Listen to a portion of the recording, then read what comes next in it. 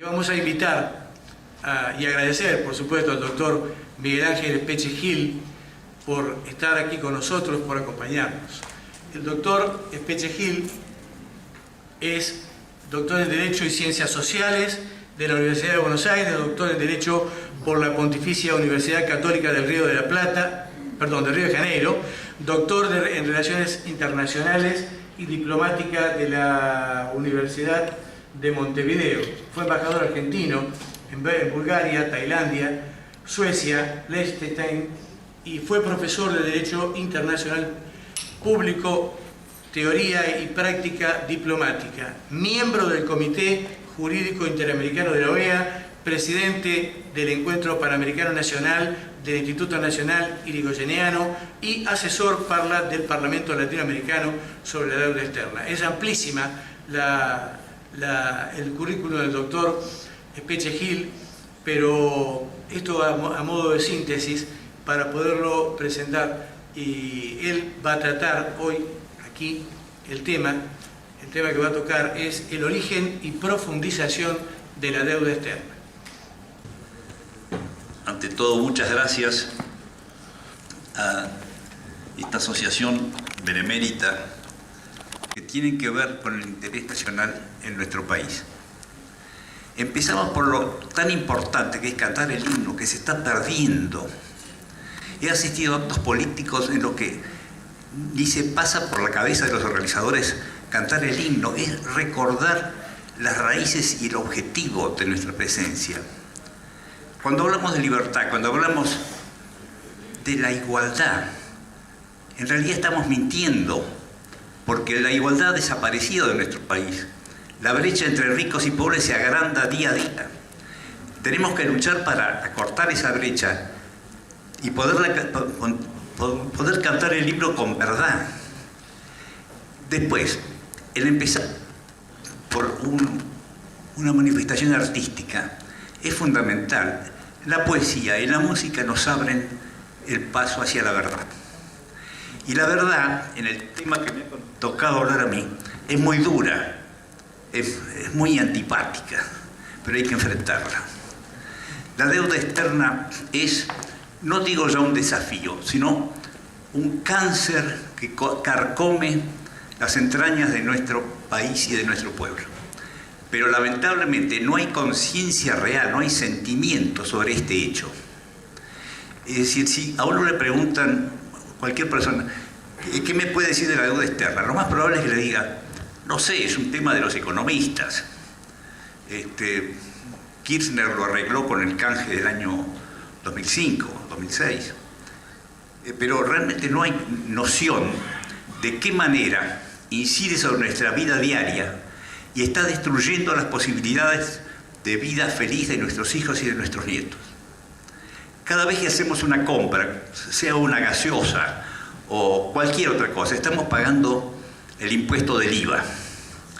Pero no tenemos noción de que ese impuesto, parte de ese impuesto, no va hacia el bienestar general de nuestro país y de nuestro pueblo, sino que va a pagar intereses de la deuda externa. Y lo voy a decir de entrada, esta deuda externa, la deuda pública externa de la República Argentina, ya ha sido pagada en términos reales de desembolso. La hemos pagado ya varias veces y la seguimos pagando. Esta trama perversa es lo que queremos hacer evidente, hacerlo público. Como todas las cosas desagradables, hay una gran tendencia a decir, no me vengan con pálidas. Uno trata de eludir las verdades desagradables. Pero es absolutamente necesario que se tome conciencia de qué manera la deuda externa incide sobre la imposibilidad de conseguir el desarrollo de nuestro país. Mi misión, según me lo ha asignado Eduardo en la preparación del programa, es hablar del origen de la deuda externa. Y me parece que es muy útil, porque nosotros últimamente, sobre todo por el tema de los fondos buitres, oímos hablar mucho de la deuda externa, pero no se nos dice nada, absolutamente nada, sobre por qué tenemos una deuda tan grande. ¿Por qué se nos reclama el pago de esas sumas astronómicas? Son miles de millones de dólares. Cuando hablamos de una deuda, pensamos, bueno, ¿por qué tengo esta deuda? ¿Por qué he comprado algo y tengo que pagarlo en cuotas o no? ¿Por qué tengo que devolver un dinero que me ha sido prestado? ¿O que tengo que pagar algo con una contraprestación? ¿Dónde está lo que hemos recibido para que tengamos que pagarlo? No existe. La deuda, como la define otro gran amigo y gran patriota, el economista Héctor Giuliano, es un sistema de dominación que no vamos a remontarnos a la época del empréstito de Rivadavia con los Baring Brothers. No, vamos a hablar. La deuda externa moderna argentina empieza en 1976 con el proceso, porque el gobierno depuesto en el 76 dejó una deuda de unos 7, 8 mil millones de dólares, que es una suma pequeña en realidad. Es manejable. Pero durante el proceso y después, la deuda ha subido de una forma descomunal. Y en este momento no es una exageración decir que lo que se nos reclama para pagar son 300 mil millones de dólares. Esto incluye la deuda sobre el Estado Nacional, y no se sabe bien cuánto la deuda de las provincias y de las municipalidades y los entes nacionales. De modo que es un peso imposible de soportar. Pero, repito, ha sido originada de una manera ilícita. Vamos al origen. Tenemos que remontarnos a los años 70 del siglo pasado. Veo acá muchos jóvenes, felizmente, porque les voy a contar algo que no vivieron, los mayores sí. Pero en la década del 70 se produce en el mundo un fenómeno que se llamó el boom del petróleo. Los productores de petróleo, los países productores de petróleo, que crearon una organización que se llama la OPEC, que incluye sobre todo los países que tienen pozos de petróleo, sobre todo los del Medio Oriente, los jeques del desierto de Arabia Saudita, etc. Cobraban por el barril de petróleo, un barril de petróleo, 80 centavos de dólar o $1 como máximo, en los años 70. Esto quiere decir que los países industrializados, los de Europa, Estados Unidos, Canadá, Japón, pagaban una suma ínfima por el combustible mediante el cual hacían funcionar sus economías, $1 como máximo. Entonces decidieron, corporativamente, aumentar el precio del petróleo. Y en muy poco tiempo lo hicieron subir de $1 a $15 el barril, que en realidad era el precio real que tenía que tener. Bueno, esto produjo una crisis enorme en el mundo industrial y provocó, es decir, la consecuencia financiera fue que los productores de petróleo se encontraron con una enorme masa de dinero proveniente de ese aumento de 1 a 15. Entonces, ¿qué fue lo que hicieron? En vez de dedicar esa suma a mejorar la situación de sus pueblos, colocaron esos excedentes enormes en la banca internacional. Y la banca internacional, en poder de esa masa gigantesca de dólares, que ahí se los empezó a llamar petrodólares, los bancos, la banca internacional, empezó a mandar delegaciones a todo el mundo ofreciendo esta panacea, estos petrodólares en préstamo, diciendo, bueno, aprovechen ahora que está tan barato el dólar. La tasa de interés era insignificante, es decir, nunca había pasado del 6%.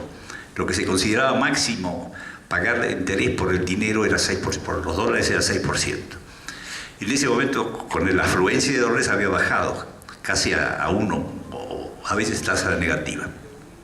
Entonces venían las delegaciones de los bancos a todos los países de América Latina, de África, de Asia, ofreciendo esta plata dulce, diciendo, bueno, aprovechen ahora, con este dinero pueden continuar sus caminos hacia el desarrollo, es decir, todo lo que es necesario para poner en funcionamiento un país. Y a pesar de esta campaña hacia el endeudamiento, hubo voces en el propio corazón del sistema monetario que hacían advertencias. Por ejemplo, McNamara, que había sido secretario de Defensa del presidente Kennedy y presidente del Banco Mundial, decía: cuidado, no es posible y no conviene prestar dinero a los países en desarrollo si ese préstamo no está atado directamente a la realización de un plan concreto, es decir, una red caminera, una red ferroviaria, hospitales, escuelas, para algo concreto, pero no pueden prestar el dinero así para que hagan lo que quieran con esto. Bueno, fue desoído y así las cosas. Todos los países latinoamericanos, nos vamos a limitar a hablar de lo nuestro, recibimos, entre comillas, recibimos algo así como 300.000 millones de dólares, y 300.000 más 6 ceros. Bueno, este dinero fue distribuido en miles de contratos que tomaban los gobiernos, las empresas, los gobiernos nacionales, provinciales, y se inundó América Latina con estos contratos de préstamo. Ahora, estos contratos tenían la cláusula del cómo se pagaba la deuda, y todos eran hechos de la misma manera, con el mismo sistema. En la fijación de los intereses que habría de pagarse por esa deuda quedaba en manos del acreedor, que iba a decir a medida que pasaba el tiempo qué interés iba a devengar esa deuda. Como el costo del dinero, lo dije ya, nunca había superado el 6% anual. Era un valor entendido que eso era el tope. Pero ¿qué pasa o qué pasó a fines de 1979, comienzos de 1980? Vamos a Estados Unidos. La Reserva Federal, que en ese país actúa como un banco central, pero que en realidad es un conglomerado de bancos privados, que es el que emite el dinero, emite los dólares. La Reserva Federal decidió aumentar la tasa de interés interna de Estados Unidos por un alegado, llamaban que era un recalentamiento de la economía. Entonces, esa tasa de interés que había sido de 6% anual, la subieron a 8%. A los pocos días a 10%. Poco después a 12, 14, 16, 18, hasta 22% anual en menos de un año. Es decir, la tasa de interés saltó de 6 a 22. ¿Y qué hicieron los bancos internacionales? Aplicaron ese aumento de la tasa de interés decidida por la Fed, por la Reserva Federal, la Reserva Federal de los Estados Unidos, que actúa como Banco Central. Aplicaron esa tasa de interés aumentada a todos los contratos que habíamos tomado en América Latina y en el resto del mundo. Es decir, que esos 300.000 millones de dólares que habíamos recibido en préstamo empezaron a devengar un interés de 22%, con lo cual fue absolutamente imposible pagar siquiera los intereses. Ahora, vean lo abusivo que fue. Si yo firmo un contrato con la idea de que lo más que me pueden cobrar es 6%, y de pronto me aplican el 22%, es una cosa tan descomunal. Pongámonos en un lugar, pensemos, ¿no? Me pido prestado 1.000 pesos y yo pienso, bueno, voy a pagar 6% por año, y el acreedor me dice, no, ahora es 22%. Es una barbaridad. Bueno, esa barbaridad ocurrió, y ese es el origen del conjunto de la deuda externa pública de los países latinoamericanos y de otros lugares también, pero básicamente vamos a hablar de lo nuestro. De modo que, ¿cuál fue la consecuencia de este aumento unilateral de la tasa de interés de la deuda externa? Que en 1989, cuando habían pasado 9 años, nosotros, los países latinoamericanos, hayamos desembolsado, pagado realmente en términos de moneda real, la suma de 750.000 millones de dólares. Por aquellos 300.000 que nos prestaron, ya pagamos en el año 79 750.000 millones. Pero no terminó ahí, porque a partir de entonces la deuda ya era de otros 700.000 millones. Ese es el cuento de nunca acabar. Este es el origen real de la deuda, por eso tenemos la deuda. Ahora, a esto se suma la historia particular de cada uno de los países. Es decir, las trampas mediante las cuales se creó en gran parte la deuda. Vamos a hablar de la Argentina. En los años 70, muchas empresas tomaron préstamos de aquellos famosos petrodólares que ofrecían graciosamente los bancos, la banca internacional. Y cuando empiezan a aplicar el pago de intereses desorbitantes en el 80, el 22, las empresas dijeron, pero ¿cómo vamos a pagar esta barbaridad? Hablo de todas las grandes empresas argentinas, las nacionales y las extranjeras con sede acá. Entonces digo, ¿cómo podemos salir de esto? Y no se le ocurrió nada mejor que a través del Banco Central inventar los seguros de cambio. Un procedimiento mediante el cual la empresa endeudada en dólares le decía al Banco Central, bueno, yo quiero desembarazarme de esta deuda, voy a pagar pesos, pero la deuda en dólares la asume el Banco Central. Eso fue lo que ocurrió. Por eso tuvimos una deuda tan grande durante el proceso, porque la deuda que tenían que haber pagado las empresas no la pagaron, pero sí la empezó a pagar el Banco Central. Desde entonces la estamos pagando con el presupuesto nacional argentino. Este hecho no está en la información diaria cuando se habla de la deuda externa. No se habla de ese origen. Incluso cuando se empieza a investigar, hubo un gran patriota que se llamó Alejandro Olmos, periodista destacadísimo, que hizo una investigación y descubrió todas estas trampas mediante las cuales el Estado argentino había asumido las deudas de los bancos privados. Y descubrió cosas sorprendentes, porque muchas de esas deudas alegadas no eran verdaderas. Por ejemplo, un banco con sede en Buenos Aires, pero la matriz en Estados Unidos o en Europa, enviaba como ganancia de esa sucursal, digamos, 100 millones de dólares a la matriz central. Al día siguiente le pedía a la matriz que le prestara 100 millones y esos 100 millones entraban supuestamente como préstamo, cuando en realidad ya había salido la plata, no era necesario como préstamo, porque ya la tenía el banco.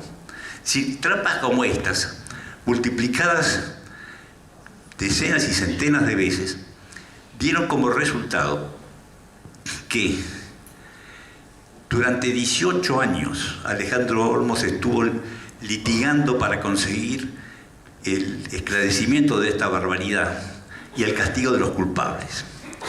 Pasaron 18 años. Alejandro Olmos no pudo asistir a la sanción de la sentencia mediante la que el juez Ballesteros emitió ese fallo en el año 2000, poco después de la muerte de Olmos, en el que describe por lo menos 477 actos ilícitos a través de los cuales esas empresas inventaron la deuda externa. Y cuando llega el momento final, la sentencia dice, hay responsables de estos delitos, y los enumera, es decir, ahí está enumerado quiénes son los responsables. Pero ¿qué pasa? No puedo aplicar la ley penal, no puedo aplicar las sanciones que les corresponden por estos delitos de defraudación, estafa, etcétera, a estos responsables, porque ha pasado años y se aplica la prescripción de la acción penal, que es la caducidad de la posibilidad del Estado de pedir la sanción y el castigo de esos responsables. Entonces, se acordó el juez que la Constitución Nacional establece que la deuda externa debe ser arreglada por el Congreso de la Nación. Entonces dije, bueno, le voy a mandar el expediente al Congreso. Lo mandó al Congreso y durmió muchísimo tiempo en los archivos, en unos sótanos que hay, donde está el archivo del Congreso. La causa esta es hasta desde el año 76 hasta el comienzo de los gobiernos constitucionales. Después hubo una causa Olmos II, que la siguió nuestro amigo Alejandro Olmos Gaona, y continuó porque los ilícitos eran enormes, entonces ha habido una continuidad de causas judiciales en torno a este tema. Está la cantidad de anomalías que se han ido registrando, de los cuales los medios no han dado cuenta. Les voy a decir, ese año 2000, cuando salió la causa, es decir, se dictó el fallo en la causa Olmos por el juez Ballesteros, el diario La Nación publicó un artículo muy extenso en uno de esos, tiene como unos suplementos los domingos, que creo que se llama Enfoques o algo así. Publicó todo esto, es decir, la explicación de lo que estaba pasando con la causa Olmos. Y el periodista dice, bueno, está por salir la sentencia, describiendo todos estos anómalos. Si ustedes entran en internet y pretenden leer ese artículo, podrán encontrar de ese día y de antes y después todo lo que se ha publicado en el diario, pero ese artículo fue borrado del disco duro del diario. Es imposible, yo tengo una copia, no he podido traerla, pero podría mostrarles esa página que ha sido olvidada, deliberadamente borrada.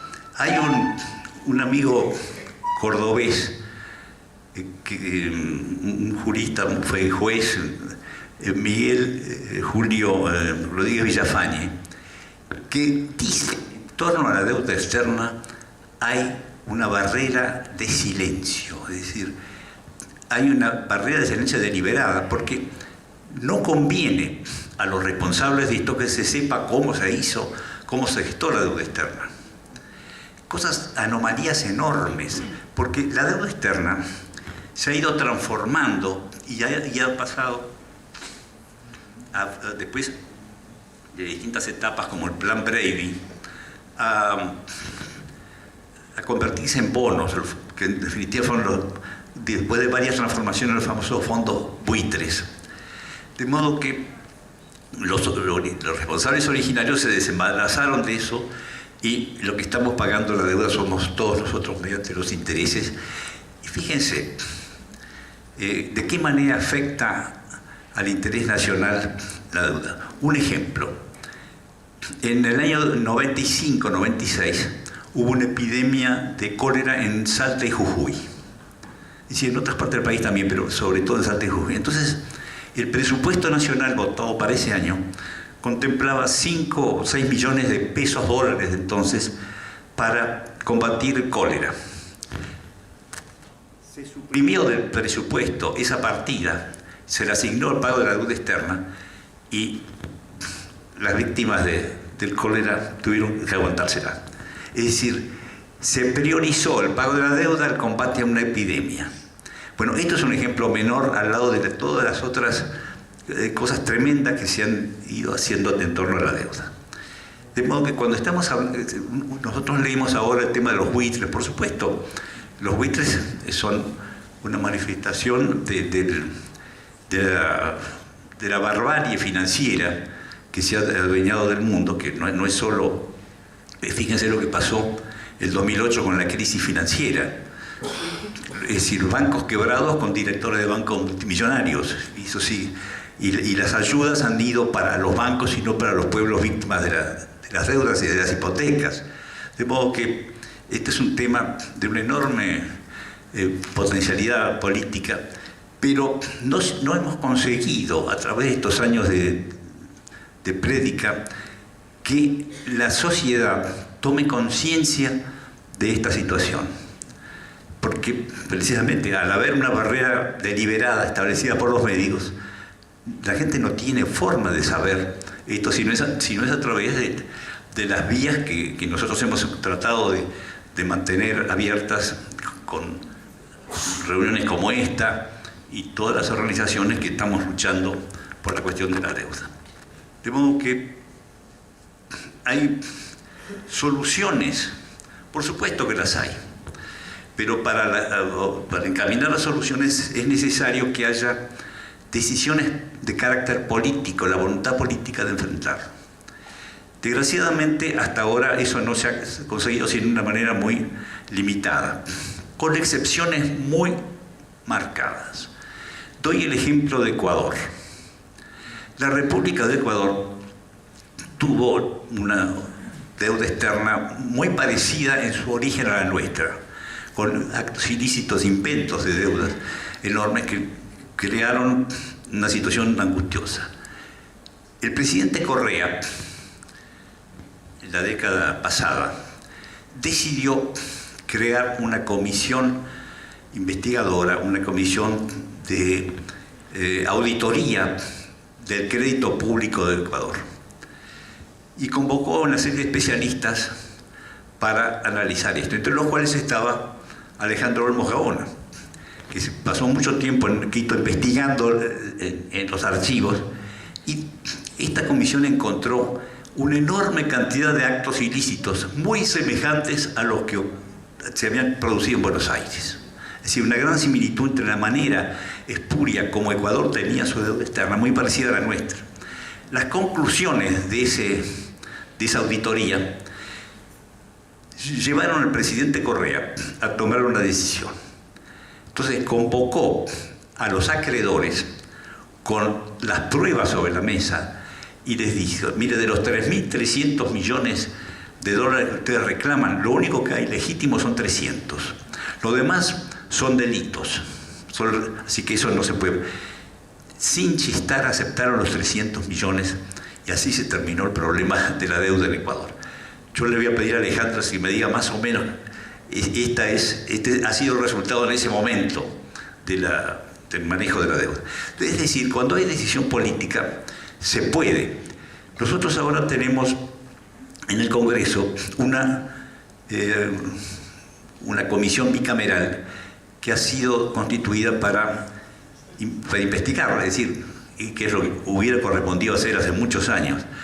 Pero como la mayoría es oficialista, lo único que hacen es analizar el tema de los últimos tiempos, la cuestión de los fondos buitres, pero omiten tratar la historia del por qué se llegó a esto. Así que es una solución parcial y no veo que por ese lado podamos tener grandes resultados. En el campo internacional hay otra acción que pudo haber sido exitosa y creo que todavía podría ser si hubiera voluntad política de varios países víctimas de la deuda de hacerlo.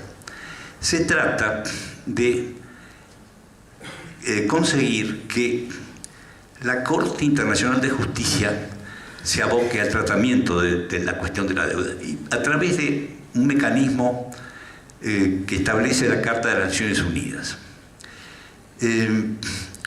La Corte de la Haya, la Corte Internacional de Justicia, tiene dos funciones. Como todo tribunal, dirimir pleitos entre países. Pero además tiene una función consultiva que le viene del derecho anglosajón, que se trata de lo siguiente. La Corte puede y debe emitir dictámenes que se llaman opiniones consultivas sobre cualquier tema jurídico. Es decir, lo ideal sería que un país o varios países presenten en la Asamblea de las Naciones Unidas un proyecto de resolución para que la Asamblea de las Naciones Unidas le pida a la Corte de la Haya una opinión consultiva sobre el origen de la deuda externa, en el cual probaría todos los ilícitos mediante los cuales se inició la deuda y de qué manera se vulneraron principios generales del derecho. Por ejemplo, ese aumento de la tasa de interés de 6 a 22 evidentemente es un acto de usura. Una usura, digamos, continental o mundial. No es la pequeña usura del usurero de barrio que explota al comerciante en apuros. Es una cosa, la misma perversidad, pero en un grado mundial. Entonces, la usura, la práctica usuraria, es un hecho humano condenado por todas las religiones y por todos los sistemas jurídicos que han habido en la historia del mundo. De modo que hace parte de la esencia del derecho internacional también, porque el derecho internacional tiene tres fuentes: los tratados internacionales, la costumbre internacional con fuerza de derecho y los principios generales de derecho. Estos principios generales del derecho los practicamos o los vivimos a diario, pero no nos damos cuenta de su entidad jurídica. Por ejemplo, cuando decimos se debe pagar una indemnización cuando se produzca un daño, bueno, parece obvio, es un principio general del derecho. Cuando decimos nadie puede ser juzgado dos veces por la misma causa, también, o nadie puede ser juez y parte en una controversia. Esas cosas que nos parecen tan elementales y que son de sentido común, son principios generales del derecho y como tales también forman parte de la normativa de derecho internacional. Son normas de derecho internacional. De modo que cuando en el año 80 la banca internacional, con el apoyo de sus estados, aumentó la tasa de interés de 6 a 22, causó un acto de usura. De modo que un ilícito desde el punto de vista del derecho internacional, con lo cual la Corte de la Haya tendría la posibilidad de declarar el origen ilícito de esa deuda, con lo que traería aparejado una enorme cantidad de consecuencias que nos llevarían a sanear en lo posible esta situación que ha causado y sigue causando tanto daño a nuestros países.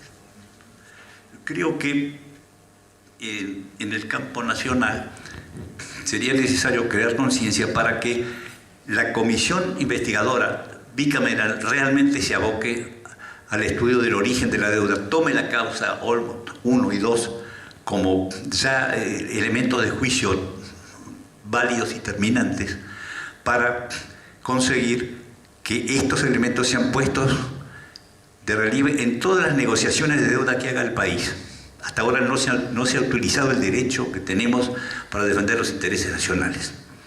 Como creo que esta reunión de hoy y tantas otras que hemos asistido en el resto del país, en otros lugares del país, pidiendo que se utilice el derecho para defender el interés nacional en la cuestión de la deuda externa.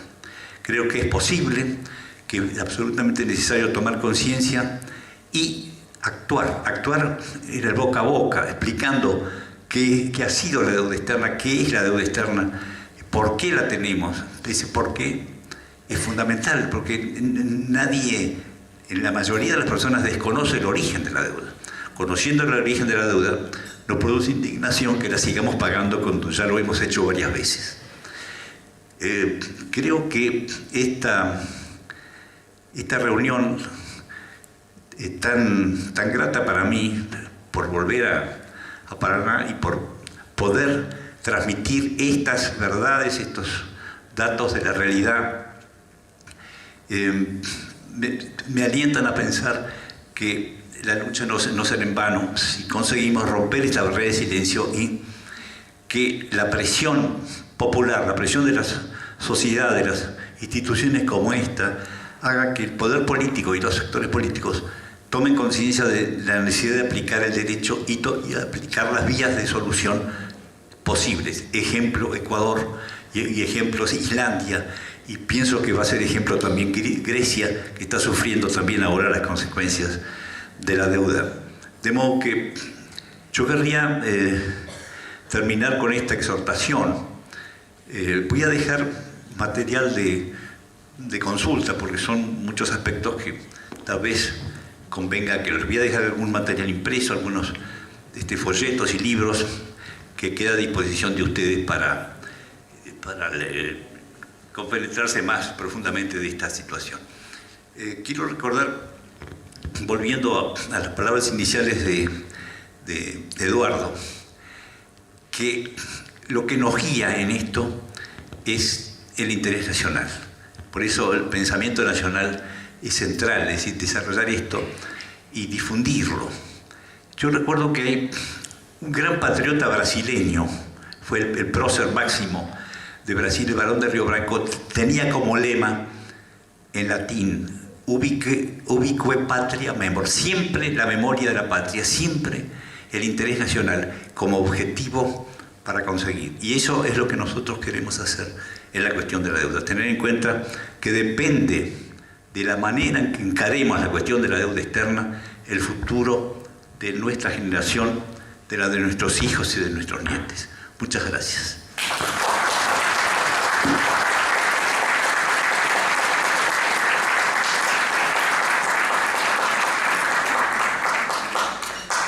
¿Qué relación existe entre el silencio de los medios de comunicación y las empresas que acentúan o exageran la deuda? Bueno, he sabido que los bancos principalmente tienen una enorme influencia sobre los medios. Los grandes diarios están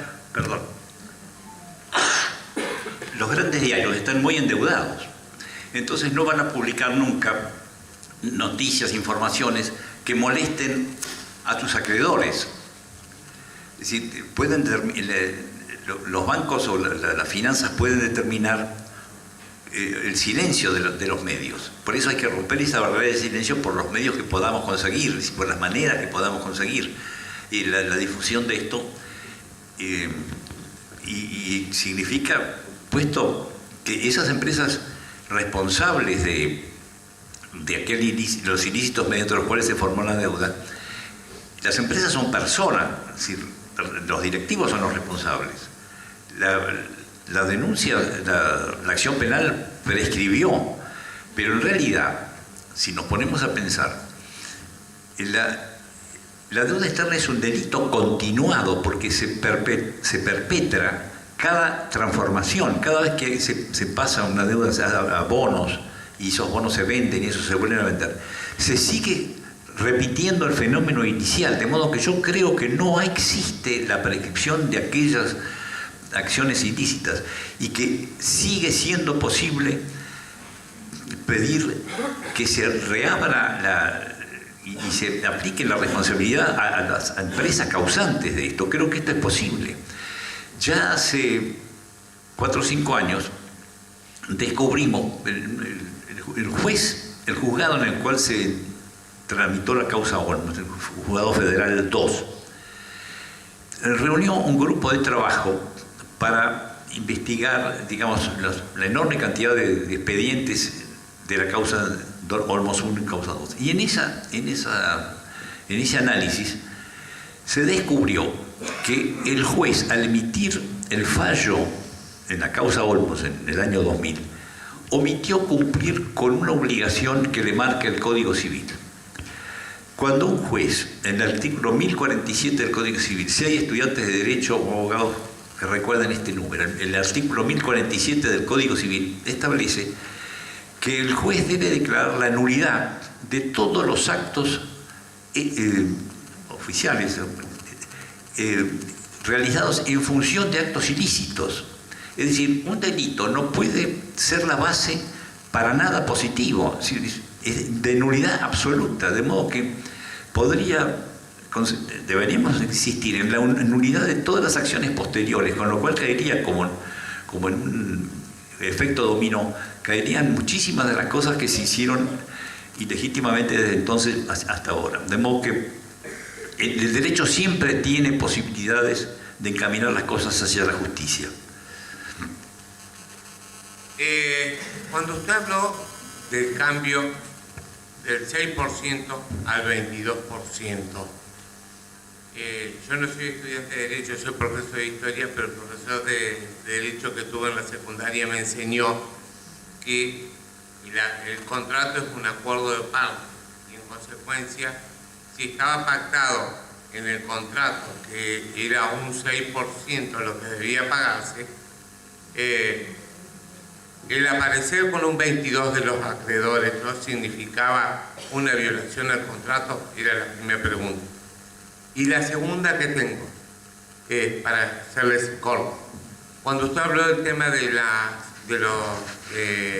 presupuesto para el tema de salud, en el tema de la epidemia de cólera, cambiar ese presupuesto a, ¿no es cierto?, lo que sería el pago de la deuda externa, no hubiese significado una malversación de fondos. No sé si habrá sido aprobado por el Congreso.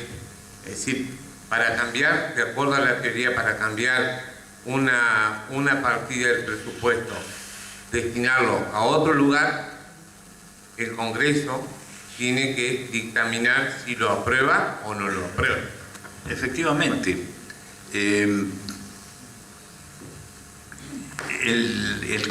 Los contratos mediante los cuales se hicieron los préstamos de la primera tanda de la deuda, digamos la de los años 70, tenía efectivamente una cláusula que no hablaba del 6%. El 6% era la práctica habitual del mundo financiero, no había, de modo que era un valor entendido, pero no estaba. Pero aprovechándose de esa cláusula fue que aumentaron arbitrariamente, porque no es solo la violación del principio que reprime la usura lo que está en juego aquí. Hay una docena de otros principios de derecho que están vulnerados por la forma como se generó la deuda externa. Por ejemplo, el abuso de derecho. Este es un caso típico de abuso de derecho. Una cláusula de un contrato interpretada abusivamente en contra del deudor es un abuso de derecho.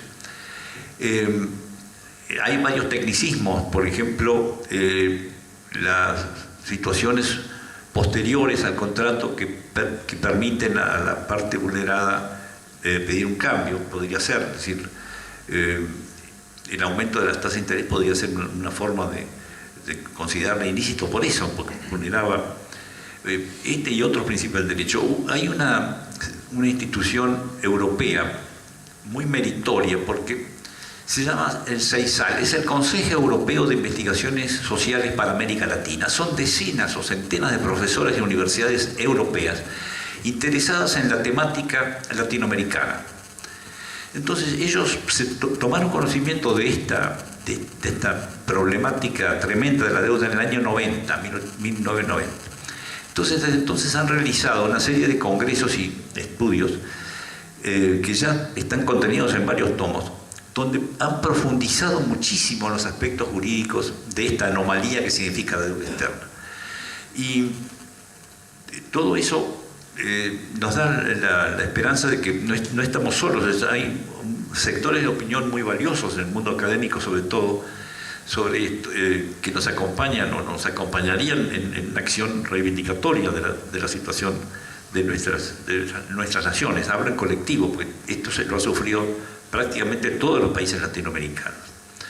El caso de Ecuador es tal vez el más donde se ha hecho más efectiva la defensa del interés nacional, pero en Brasil también hay un gran movimiento reivindicatorio. Brasil también sufrió, y Venezuela también, es decir, casi todos los países han sufrido este tema de la deuda. Creo que la profundización de esta temática nos abre cada vez más caminos hacia la solución, pero todo dependiendo de que haya voluntad política de hacerlo.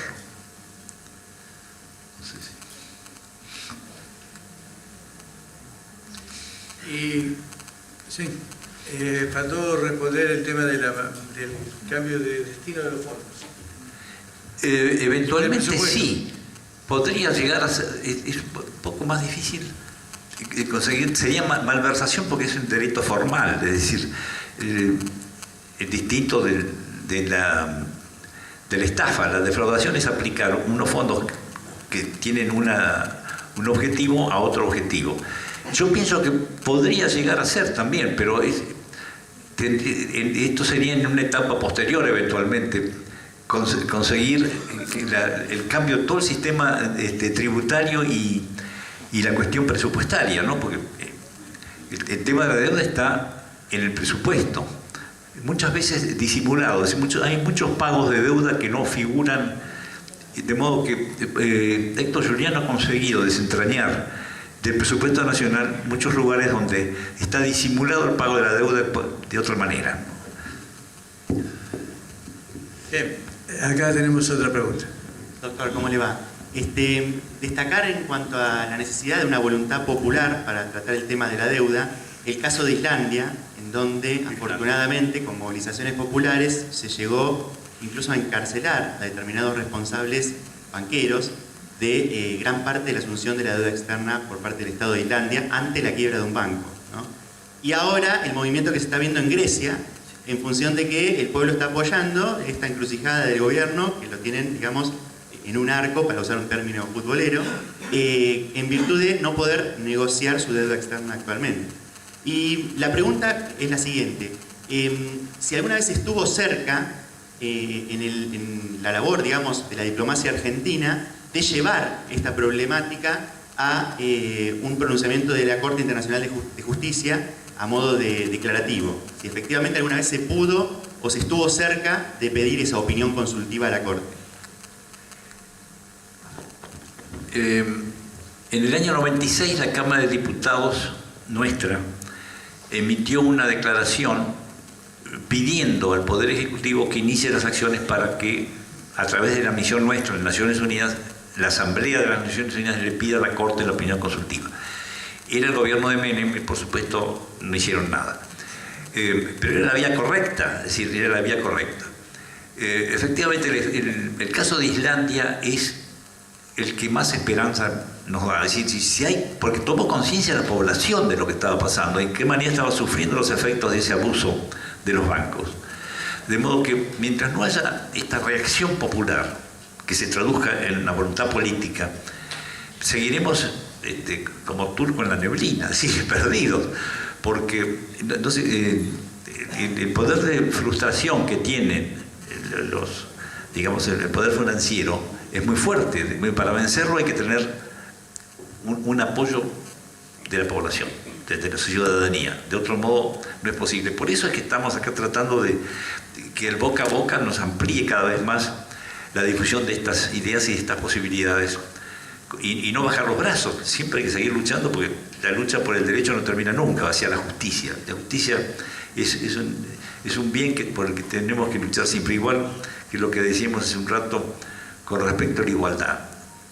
Tenemos que volver a la movilidad social que tuvimos en algún momento y perfeccionarla. Gracias. Alejandro, ¿quería hacer una pregunta?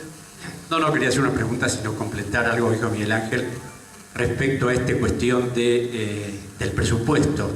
Es decir, lamentablemente los presupuestos nunca son respetados de acuerdo a las facultades dadas al jefe de gabinete de ministros. Siempre tienen facultades de reasignar partidas, entonces el presupuesto se dicta y después el jefe de gabinete hace lo que se le da la gana sin darle cuenta al Congreso, y la Comisión Mixta Revisora de Cuentas, que es la encargada eventualmente de aprobar o no aprobar, como siempre está integrada por mayorías oficialistas que han sido partes del fraude, es decir, por supuesto aprueban lo que hay que aprobar. Y últimamente, a partir del año 2001, cuando se dictó la Ley de Emergencia Económica, esto se hizo cada vez más evidente, a punto tal que cuando a veces uno escucha que en esta década hemos hecho logros espléndidos, yo me pregunto por qué seguimos en emergencia económica. Es decir, porque las prórrogas sucesivas de la ley en los fundamentos establecen que la Argentina es una nación crítica, económicamente muy comprometida, y por eso se sigue prorrogando la ley de emergencia. Esto permite que, bueno, si en determinados momentos hay partidas para una cosa, se usen para otra. ¿Qué tal? Buenos días para todos. No, mi pregunta es referida a lo que usted dijo de la comisión bicameral actual que se está investigando, y que mi pregunta es ¿por qué no se quiere llegar al fondo de la cuestión? Entonces, la respuesta que me llega al momento es que hay otros intereses para proteger no sé a quién, pero si hablamos que es teóricamente un Estado que emitió una deuda que es, yo diría, ilegal, de la forma como se fue realizando, estamos pagando y pagando deuda, intereses. Entonces, ¿por qué la comisión bicameral no quiere llegar a la cuestión o al fondo? Esa es la pregunta. Yo le agradezco esta pregunta porque me estoy olvidando de algo muy importante que tiene que ver precisamente con lo que acaba de decir usted. cada vez que se renovaba la deuda, por ejemplo, leíamos en el diario, el país ha recibido un crédito de 500 millones de dólares. Ingenuamente podemos pensar, qué suerte, vienen 500 millones, bueno, habrá que servirá para mejorar el sistema escolar, o los caminos, o los hospitales, o la salud. No, son 500 millones que vienen para pagar intereses de la deuda. Si no es que se ingresan realmente esos 500 millones, vienen para pagar intereses anteriores, en parte, porque tampoco se termina de pagar. Aumentamos, Giuliano considera que anualmente en intereses nomás pagamos 11.000 millones por año. De 11.000 millones de dólares, ¿se dan cuenta de lo que podríamos hacer con esa plata? Es decir, tener las mejores carreteras del mundo en un año solo con esa plata. Bueno, pero viene el caso. Cada vez que veíamos o leíamos en un diario, en los medios, el país ha recibido 500 millones, son para pagar deuda anterior.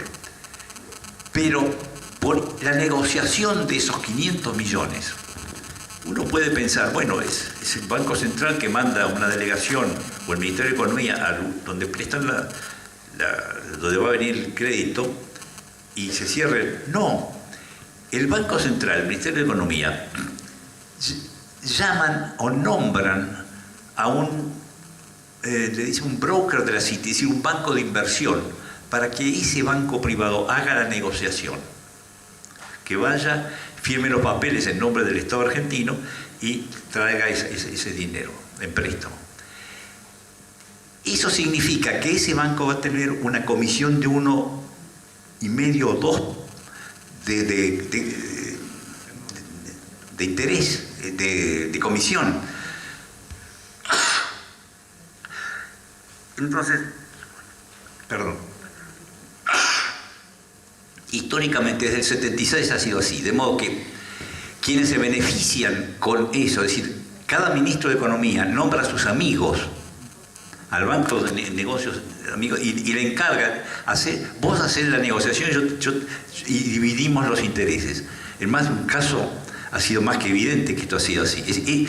Ese es el interés real. ¿Por qué tanto interés en mantener el secreto sobre la deuda? El Wall Street Journal, que es el periódico de las finanzas, publicó hace 2 o 3 años un artículo que dice que la Argentina, un poco más de 3 años, en concepto de comisiones de la negociación de la deuda, ha pagado 1.000 millones de dólares. Estos 1.000 millones de dólares se repartieron entre los 15 bancos que hay en Buenos Aires, los bancos de inversión y los grupos de inversión. Y también, vamos a decir, más de un ministro de Economía se ha metido la mitad de esa plata en el bolsillo. Es decir, es muy sórdido todo esto, pero es la forma como se vive en el mundo de las finanzas. Yo les querría decir también que, sobre todo esto, el arte cinematográfico ha dicho lo suyo. Hay varias películas documentales argentinas que tratan este tema de la deuda. Una es una de Pino Solanas, que se llama La gran estafa del pueblo argentino, creo. La otra es de un cineasta joven muy bueno, que es Mosniak, excelente. Hay otra de La Nata también. Y hay una película documental que hace 4 o 5 años se sacó el premio, el Oscar, del mejor documental extranjero en la Academia de Hollywood, que se llama, en inglés es Inside Job, y en español está con Trabajo Confidencial. En internet lo pueden encontrar. Es el testimonio grabado de muchos responsables del mundo financiero sobre cómo se maneja el poder financiero mundial. Es sensacional. Yo tengo por acá un recorte que voy a dejar para que pueden sacar copia, periodístico, sobre un crítico haciendo la crítica de este documental. Así que gracias por la pregunta, porque me iba a olvidar de esto, que es bastante gráfico y sumamente interesante y aclaratorio del tema. ¿Alguna consulta más para el doctor? Bueno, le agradecemos. Usted empezó, como corresponde, con una poesía. Yo no quiero ser menos. No, unos cortos versos de Mallea, cuando decía: si 1000 veces se me diera a elegir mi destino, 1 y 1000 veces elegiría nacer argentino. Muchas gracias.